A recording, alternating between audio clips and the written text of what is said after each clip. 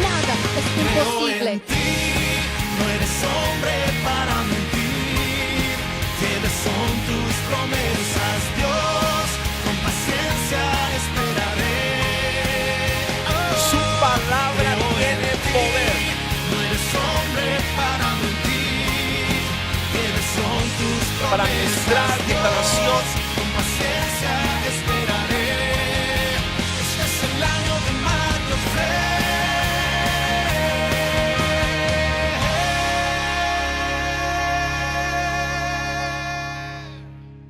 Amén. Muy buenos días.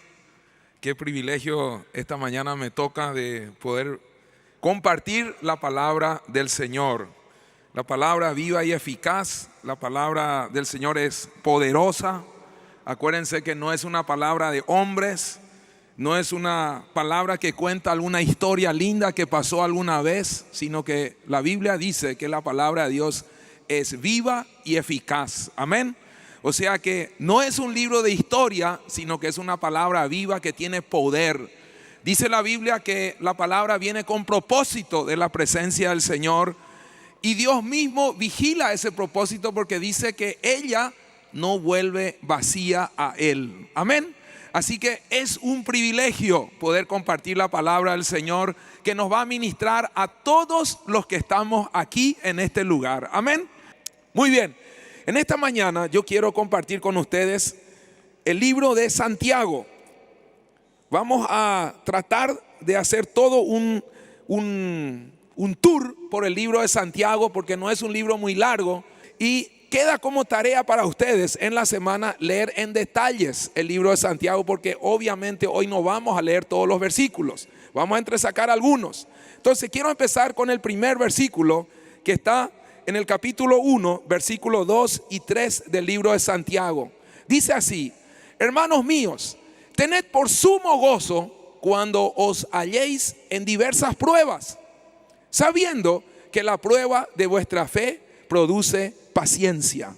Entonces tenemos ahí el examen número 1. ¿Cómo está nuestra fe? Y bueno, ¿saben cómo se va a probar eso? Cuando nos encontremos en pruebas, tiene que haber en nuestras vidas, dice el versículo 2, sumo gozo. Dígale al que está al lado, sumo gozo. Muchas veces las pruebas son difíciles. Son las cosas que nosotros no queremos que ocurran en nuestras vidas, porque no da gusto estar en prueba. No da gusto cuando uno está esperando y las cosas no funcionan, no sale, y el Señor está allí, oramos y buscamos su rostro, pero no está pasando nada. Pero es el momento en el cual dice la Biblia que cuando viene la prueba, lo que el Señor quiere es que nosotros cultivemos la paciencia. Porque dice que cuando la fe y la paciencia se unen, es cuando son activadas las promesas de Dios. Entonces, ¿qué es lo que hace una prueba? Una prueba fortalece nuestro carácter, porque nosotros debemos ser moldeados conforme a la imagen de Cristo, dice la palabra. Es necesario que yo mengüe, pero también es necesario que Él crezca en mi vida. O sea, la palabra, ¿qué es lo que quiere? Que mi carácter, mi persona se vaya menguando, vaya desapareciendo y sea Cristo el que finalmente sobresalga en mí. ¿Eso qué es? Eso significa formación de carácter. Para eso existen las pruebas, las adversidades en la vida. O sea que la prueba, aún en nuestro mundo en el cual vivimos, es un elemento que se utiliza para ver si la persona está en condiciones. Las pruebas las tenemos que rendir en el colegio, en la universidad. No son efectuadas allí, ¿para qué? Para ser promovidos de un grado a otro o de un curso a otro. O sea que las pruebas las tenemos en nuestro cotidiano vivir, pero también las tenemos en nuestra vida con Cristo, en nuestra vida como hijos de Dios. Porque las pruebas que hacen nos fortalecen en el carácter. Las pruebas que hacen cultivan la humildad en nuestras vidas. Porque el orgullo y la soberbia no vienen de Dios. Y muchas veces, ¿para qué existe una prueba? Para cultivar la humildad. ¿Se entiende? Porque si todas las cosas nos salieran bien, imagínense cuánto nos creeríamos nosotros. Nos mandaríamos la parte, nos creeríamos los invencibles. Pero muchas veces una prueba que hace, probar a ver cuánta es mi humildad. Si yo puedo reconocer que no es en mis fuerzas, sino que es en las fuerzas del Señor. Entonces el libro de Santiago dice, ¿cómo yo sé que tengo fe? Y número uno es ver el gozo que hay en las pruebas. ¿Se entiende? Número dos, vamos al siguiente, la siguiente prueba. Está en el capítulo 1, versículos 12 y 14. Dice la Biblia, bienaventurado el varón que soporta la tentación, porque cuando haya resistido la prueba, recibirá la corona de vida que Dios ha prometido a los que le aman. Cuando alguno es tentado, no diga que es tentado por parte de Dios, porque Dios no puede ser tentado por el mal, ni Él tienta a nadie, sino que cada uno es tentado cuando de su propia concupiscencia es atraído y seducido. Entonces aquí en la segunda parte el libro de Santiago nos habla a nosotros de las tentaciones. ¿Y saben qué? Las tentaciones no son enviadas por el Señor.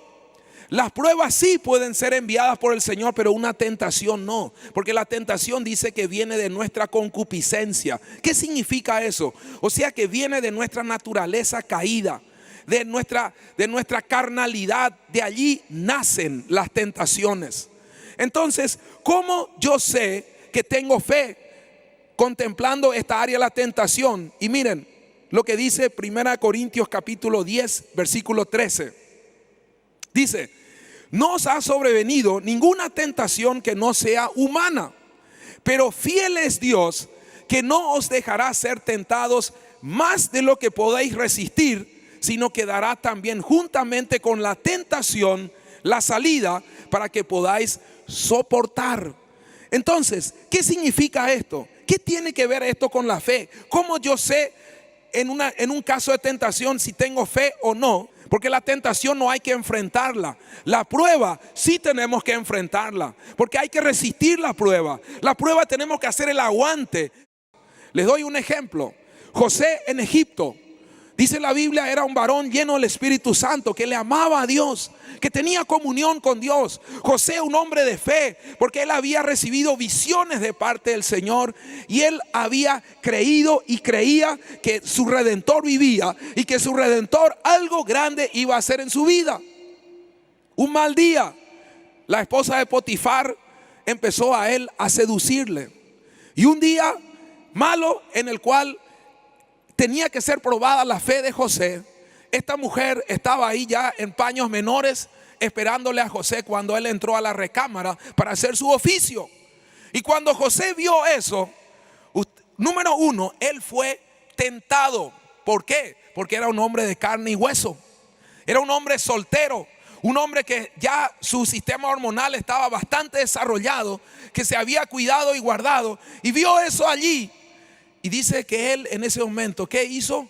Huyó de ese lugar, salió rajando de allí, salió huyendo de ese lugar. Y eso significa que él tenía fe. Porque si él le faltaba la fe, ¿qué iba a hacer? Iba a caer como chorlito en la trampa del diablo, y Satanás ahí le iba a tragar a través de la tentación.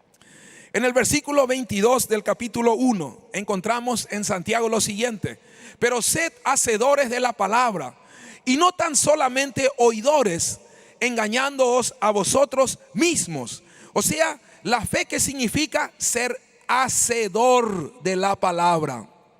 Hacedor, no solamente oidor, sino hacedor de la palabra. Porque dice que la fe viene por el oír, y el oír de la palabra de Dios.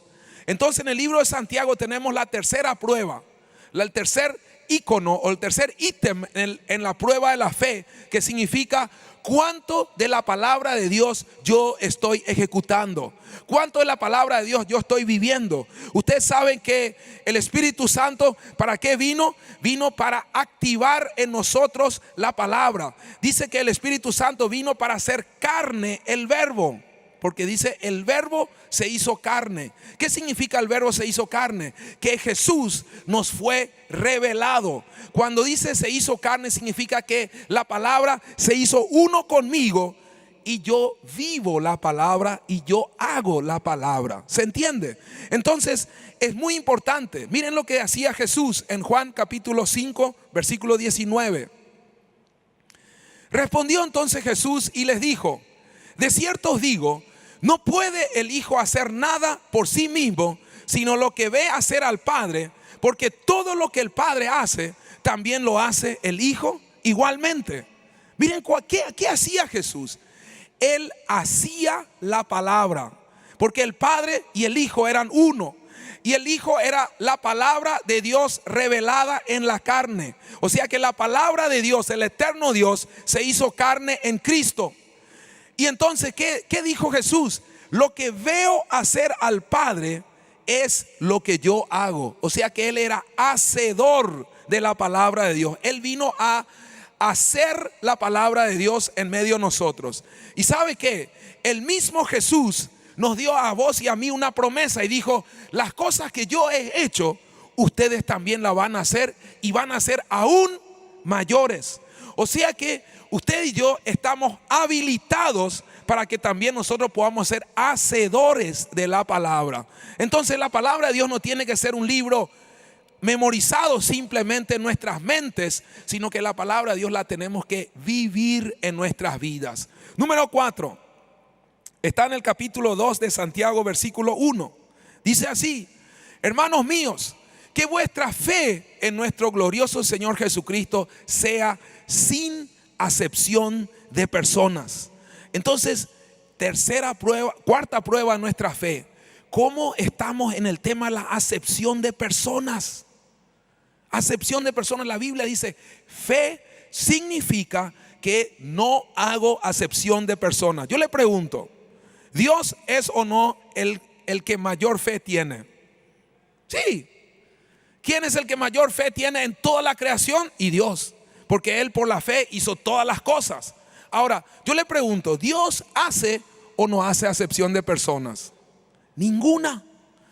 Él murió en la cruz del Calvario, dice, para que todo aquel que en Él crea no se pierda, mas tenga vida eterna. Murió por el pobre, murió por el rico, murió por el drogadicto, por la prostituta, murió por el que tiene, por el que no tiene, murió por todos. Y todo aquel que en Él cree no se pierde, sino que recibe el mismo premio, que significa la vida eterna. Ahora, la pregunta es: ¿cómo estamos nosotros con eso? Entonces podemos evaluarnos ya en esta mañana con estas pruebas, con estas cosas. Primero era la prueba, segundo la tentación, tercero era ¿qué hago con la palabra? Y número 4, ¿cómo soy yo en el trato con mi prójimo? Número 5, en el capítulo 2, versículo 17, 2:17, dice así: así también la fe, si no tiene obras, es muerta en sí misma. ¿Qué significa esto? Que la fe trabaja, señores. La fe trabaja. La Biblia habla en Proverbios, especialmente en el libro de Proverbios, hace mucho énfasis en el perezoso, en aquel que no quiere trabajar. Y le llama la atención la Biblia, la palabra del Señor, porque el Señor asocia fe con la capacidad de trabajar, de hacer algo. La fe significa que yo me vuelvo una persona activa, me vuelvo una persona proactiva, me vuelvo una persona laboriosa, me vuelvo una persona trabajadora. Eso significa tener fe. Es lo contrario a la pereza. La fe significa trabajar. Miren lo que dice en Juan capítulo 5, versículo 17. Y Jesús respondió: mi Padre hasta ahora trabaja y yo trabajo. Y ahí está otra vez Dios, que es el ejemplo de la fe. El que tiene la fe, ¿qué hace? Trabaja. Mi Padre trabaja y yo trabajo. O sea que el trabajo no es algo, una maldición, sino que es una bendición.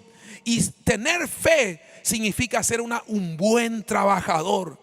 Significa ser un buen siervo, una persona que sirve, una persona que trabaja, una persona que cuando le encomiendan algo lo hace bien. Amén. Número 6, la fe en el capítulo 3, versículo 2. Capítulo 3, versículo 2 de Santiago dice: porque todos ofendemos muchas veces. Si alguno no ofende en palabras, este es varón perfecto, capaz también de refrenar todo el cuerpo. ¿Qué significa eso? ¿Qué tiene que ver con la fe? La fe significa, si yo la tengo la capacidad de bendecir. Entonces, ¿qué es lo que mi boca está hablando? Fe significa una boca de bendición, una boca que bendice, una boca que habla bien, una boca que aunque la situación, aunque la prueba, aunque la adversidad esté allí, ¿qué hace? La boca bendice. ¿Y saben qué significa eso? Cuando hay bendición, cuando nuestra boca habla vida, habla bendición, esa circunstancia se transforma. Lo adverso se vuelve fácil. Lo difícil se simplifica cuando vos y yo lanzamos palabra de bendición. Amén. Entonces, ¿cómo yo evalúo mi fe? Mi lengua. ¿Cómo está mi lengua? ¿Cómo está mi boca? Soy una persona que suele bendecir, que siempre habla bien, o soy una persona que le cuesta hablar bien, que habla mal, que maldice, que no gobierna su lengua, porque la Biblia dice que la fe y la lengua tienen que estar asociados. El que dice ser persona de fe, pues bien, que se demuestre por el uso de su lengua. Amén. ¿Qué hizo el Señor con su boca? Bendijo, habló bien. Todas las cosas que el Señor hizo, las hizo con excelencia. Miren la creación, miren los planetas, miren todos los sistemas solares, toda la creación es perfecta. ¿Saben por qué? Porque fue hecha por una boca de bendición. ¿Se entiende? Y entonces usted y yo, si decimos que tenemos fe, pues bien, que se manifieste en una boca de bendición. Nos vamos para el séptimo punto, ya estamos por terminar. Penúltimo, dice en el capítulo 4, versículo 13 al 15. Vamos ahora, los que decís hoy y mañana iremos a tal ciudad y estaremos allá un año y traficaremos y ganaremos, cuando no sabéis lo que será mañana. Porque ¿qué es vuestra vida? Ciertamente es neblina que se aparece por un poco de tiempo y luego se desvanece. Siguiente versículo. En lugar de lo cual deberías decir, si el Señor quiere, viviremos y haremos esto o aquello. ¿Qué significa esto? Significa que la fe está asociada a la soberanía de Dios en mi vida. Estos versículos hablan de soberanía. O sea, si yo digo, voy a irme allá y voy a hacer esto, la Biblia dice, yo debo decirlo de la siguiente manera: iré si es que Dios lo permite. Amén.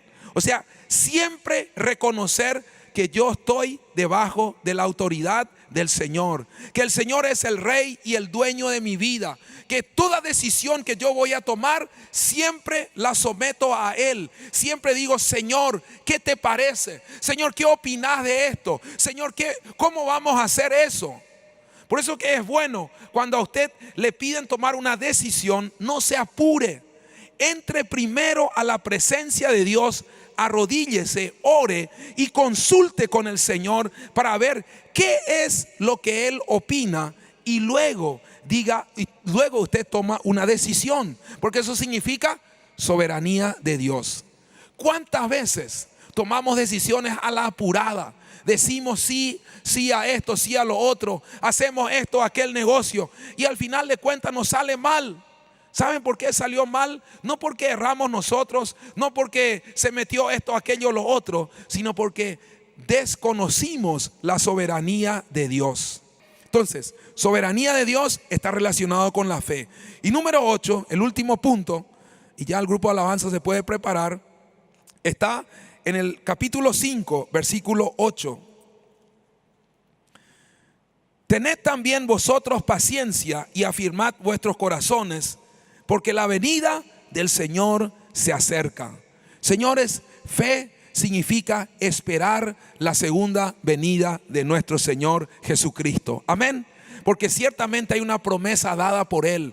Yo vendré por otra vez, yo vendré, y la segunda venida de Cristo nosotros la sabemos, que está asociada en dos partes. Una parte donde Él va a venir a buscar a su iglesia, y en la otra parte donde Él va a venir a establecer el reino milenial en la tierra. Lo que sí sabemos que Jesús va a retornar. Él dijo: así como ustedes me vieron salir, así también volveré a ustedes. ¿Se entiende? O sea que este examen de la fe, estos 8 puntos, ¿saben qué? Tenemos que nosotros aprobarlos todos. Todos tienen que ser aprobados. Todos.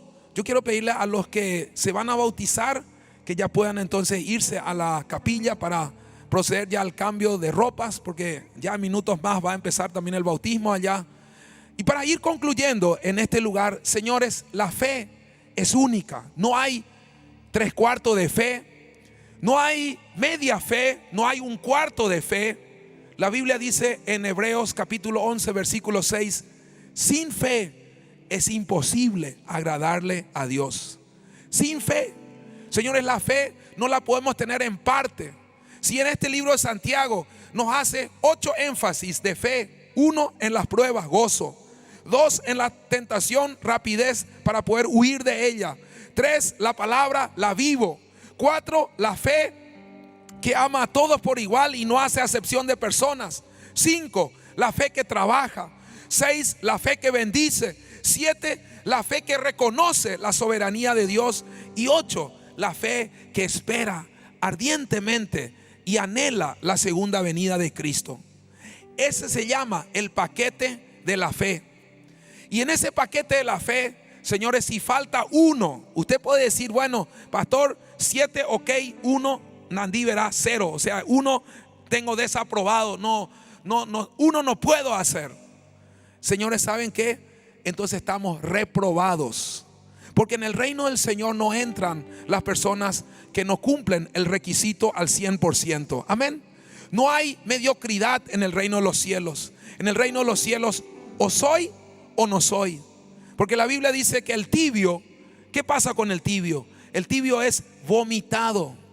El que no está en el primer amor dice que es descalificado.